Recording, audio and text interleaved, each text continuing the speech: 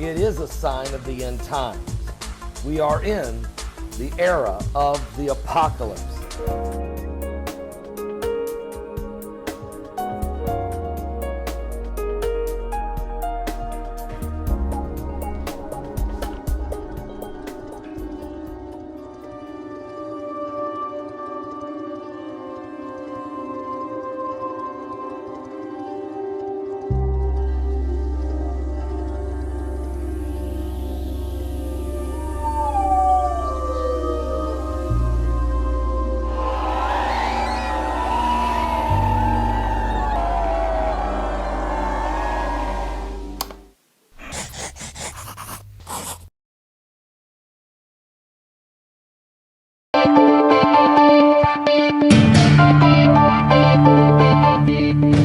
And welcome to A Spirited Debate. I'm Lauren Green. Well, they could be just really beautiful cosmological events, or are they tied to biblical prophecy? Today is the first of 4 blood moon eclipses, rare occurrences that some biblical scholars say signal earth-shattering events, particularly when they happen around the Jewish high holy days. And today is the beginning of Passover. So what can this blood moon be telling us? Mark Biltz is a pastor and author of the book Blood Moons, Decoding the Eminent Heavenly Signs. And he joins me now from Seattle. Welcome, Pastor. Well, hi. Thank you so much for having me on. So tell us exactly what blood moons are. A blood moon simply is a total lunar eclipse as compared to a partial lunar eclipse. And what does it look like in the sky? I'm assuming it looks red. That's why we call it a blood moon. Right, exactly. The longer light rays are red that go around the atmosphere of the Earth and reflect on the moon when it's in the Earth's shadow. And now you say that this is something that signals a biblical prophecy. Is that right? Am I getting that right? Or it just signals something large that's going to happen, significant that's going to happen? Yes, I believe it's not necessarily going to happen on the day of the eclipse, but in the Bible. In Genesis 1:14, God created the sun and the moon, it says, for signals on basically Passover, on his feast days, his appointed times. So for me, if that's what the Bible says, that we need to be watching when those events happen. Now, we've had these 4 blood moons, which is a tetrad, which is 4 occurring in a specific a period of time. This has happened before, right? Over the last 2,000 years, there's been 62 tetrads, but only 8 times have they occurred on the biblical holidays. And in the last 3 of those, they've had great significance for the nation of Israel. What has happened before, and when did those things happen? Sure. The last time you had these 4 blood moons on Passover and Tabernacles within a year and a half was 1967 when Israel captured Jerusalem. And the time before that was right after they became a nation in 48. Right before that was in 1493 and 94 during the times of the Spanish Inquisition. So now this is the first of the blood moons. When will the next one happen on the High Holy Day? It'll be on the Feast of Tabernacles, I believe October 8th of this year, and then again on Passover next year, and then again on the Feast of Tabernacles in 2015. And what's incredible about that one, that's like the grand finale that will be seen in Jerusalem on the Feast of Tabernacles when all the Jews are outside looking up at the sky, and it will be a supermoon. This is going to be a supermoon. The moon will be at perigee, or its closest point to Earth, for the entire year. What could be the signal here? If this is a signal of something, what could God be telling us?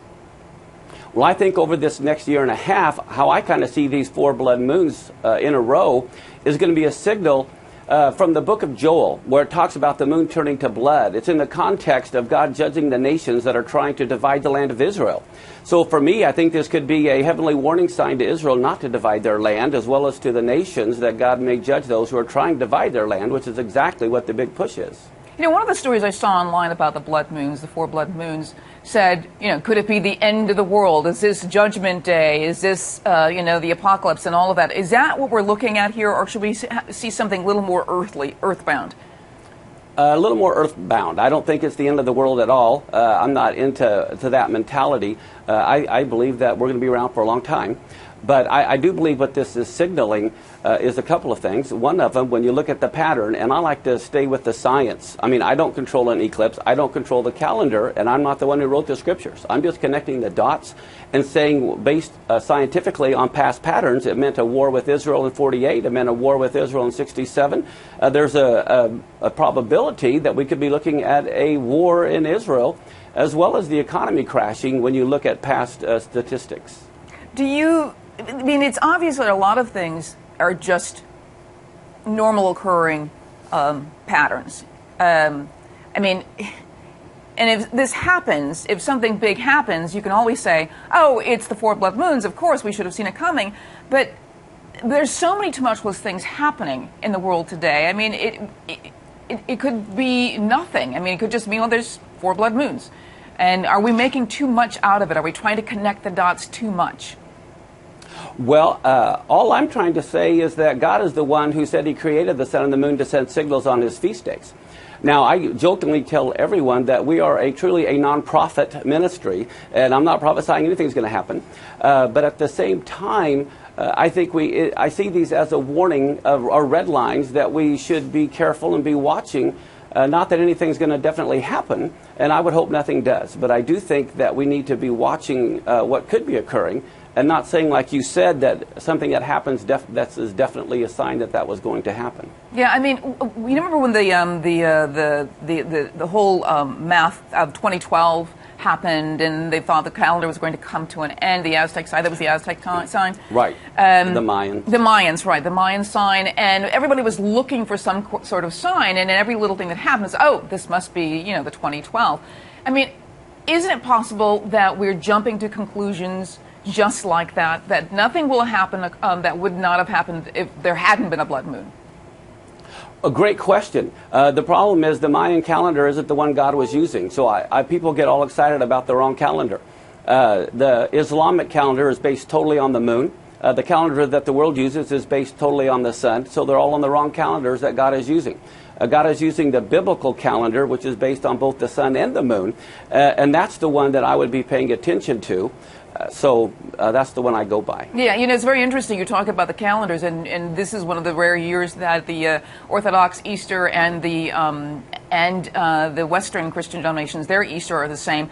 Plus, Passover begins at the same time. All of these things are sort of converging at the same time. Do you see that as meaning something?